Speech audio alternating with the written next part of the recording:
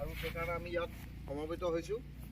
আমাৰ ইয়াতেই মেজৰ ভাগ লৈছে NSS Unit, Games and Sports Cell of Students Union, Pub Majuli College, IQAC of Pub Majuli College। গতিকে আমি স্পৰ্টছ ডে'টো আজি আমি ইয়াত চেলিব্ৰেট কৰিবলৈ লৈছোঁ। ইয়াৰ আঁৰৰ কথাটো হ'ল কি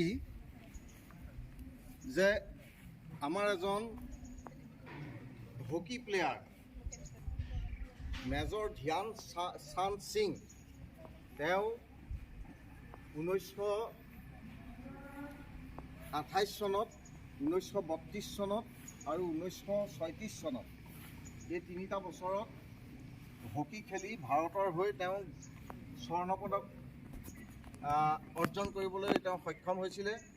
ই ভাৰতীয় খেল জগতৰ কাৰণে এটা ডাঙৰ সন্মান, গৌৰৱৰ কথা।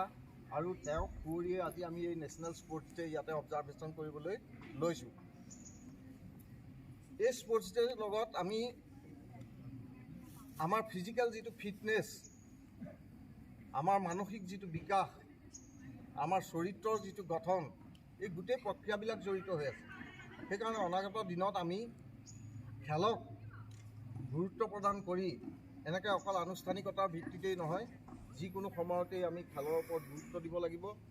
আমি আমাৰ যিটো যোগ, আমি যোগৰ ক্ষেত্ৰতো আগবাঢ়ি যাব লাগিব। গতিকে এইখিনিয়ে আজিৰ দিনটোৰ উদ্দেশ্য আৰু আমি সেইকাৰণে ইয়াতে সমবেত হ'লোঁ আৰু বিষয়টো মই তোমালোকৰ বাবে অৱগত কৰিম।